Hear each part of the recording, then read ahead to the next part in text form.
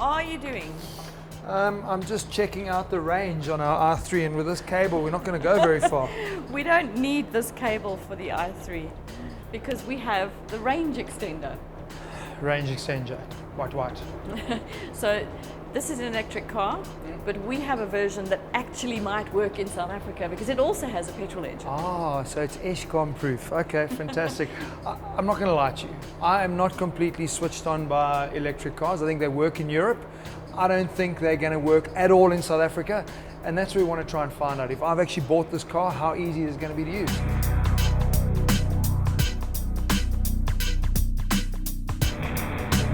This obviously is the ideal setup that you'd want. Get home, plug your i3 into a garage socket, but the reality is not everyone has this setup. And that's why I'm really happy that we've got the Rex, because it gives me a 9-litre tank to put 95 octane in and give me that additional range, which I think is going to be what you need in South Africa. Wow, this is actually pretty cool. I'm driving the future here in South Africa. BMW's i3. Let's be honest, this is where this car is meant to be. Enjoyed in a CBD, in a built-up area, short distances, but it actually is an entire new driving experience because yes, there's the acceleration, but there's also what they call anticipation. So the minute you actually lift your foot off the accelerator, it does the braking for you and it regenerates its charge in that way, and it's amazing. You lift it off and it just jams on anchors, so you learn to drive and anticipate what's happening ahead of you. That for me is vital, because I promise you, you've got to be awake. If you want to start driving economically, you've got to be anticipating a robot that's changing ahead of you, people changing lanes. So I'm enjoying that side of it. I've actually put it into Eco Pro mode, which, I mean, you guys all know this, BMW's had this tech for a while. And obviously that reduces the effectiveness of the aircon unit to ensure I'm on maximum fuel saving. It also restricts my speed to 90. They reckon combined range of 300 Ks. I've been so busy watching all these little things and trying to work out how to be super efficient. So I can definitely see that being fun. You're going to buy this car and have a good time playing with all the gadgets and the technology that there is. Steering is super light. Obviously you just don't have those normal dynamics of a traditional vehicle to be dealing with from a handling perspective. So it's quirky in terms of how it drives. Got to get used to that. It's like a golf cart on flipping steroids. The power is there, deliverable instantaneously. And I tell you what, you put your foot down, this thing flipping goes. It actually bolts. It really is a lot of fun. Feeling a little bit better about our i3 and its sustainability, I guess. So you've had the car for the better part of 24 hours. How was it? Well, I'm surprised I'm here. I thought I was never going to when I got the car. I thought it was never going to work. Yeah. And I have changed my opinion. But you'll see when you get to drive it. It's a very different driving style. But one thing I can tell you, a head turner in a non-traditional sense. It's not a pretty car, no, but it's a space age car, and everyone was like, wow, it really is pretty cool. It looks very different, and thankfully all that interesting exterior stuff actually has a purpose. It's not just there to look weird. Yeah, I mean, the whole modular way of putting the car together, there's all the aerodynamic benefits and running with super slim tires, like driving a 1930s car with the little Maris. But I like it. I think if you are going to be pushing new technology, then you need to be pushing new styling as well. So it's very cool. And all that carries through to the interior as well. Yeah, you got to have a look. It's actually very nice. Come check. While I say check here, this is probably the one dumb thing. Love suicide doors.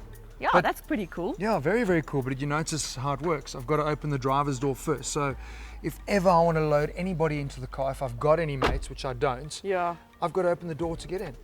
It's like you think about all this incredible eye technology that they can do, and they can't figure that out. So there's got to be a reason that they've done that. Of course, they're going to tell you it's because of safety and integrity of the passenger cell. But Opel Meriva is a new car, and they managed to do suicide doors that actually work.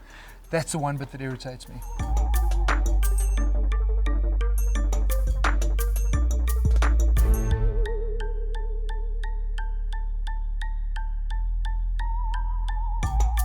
I see what you mean about the modular thing carrying through to the interior. I mean, it is very Swedish. I mean, this wood here, it feels very Scandinavian. And even this design sort of thing with a cup holder that doesn't finish. It's very designed. I love it. And, you know, maybe that again is a taste of the future interiors for BMW too. It's very clean. I love it. I mean, sitting in the back, there's actually really good leg room and headroom. I love the skinny seats. Yeah, they're very thin. It was actually something I noticed now. All weight reduction. You know, and that is critical, because that of course is efficiency. The way the headrest is integrated It's an interesting design. Must have been fun to be given the task of designing this car, because it's Yeah. almost like there was no blueprint of this is what we want. It was Yeah. like, oh, go mad. It's lovely. The opportunity to design the BMW i cars was probably something that you probably once in a lifetime will ever experience, because it's about a new brand or sub-brand, BMW i, which we had to create, of course, a new identity specific for this brand. The BMW i3 is built around a very innovative concept, which we call Live Drive. What is it exactly? It is pretty much the idea to split, let's say, the driver and the passenger cabin to, let's say, the drivetrain. And actually, this is what is possible when it comes to electric car, because you have to design this car in a totally different manner.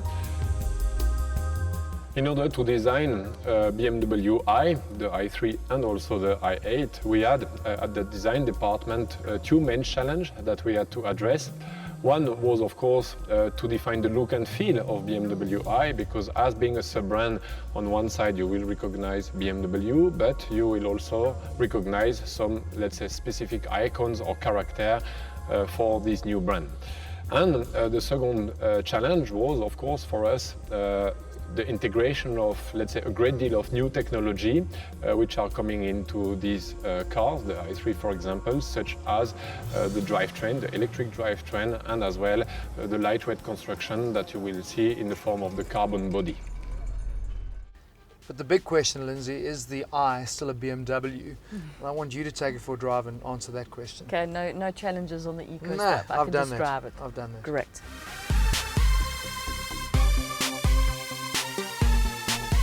So forgetting about the fact that you're driving an electric car, the i3 is every bit a BMW. It feels well put together, tight. The steering, although it's light, because you'd expect that from a city car, it still provides good feedback and is quite firm to the touch.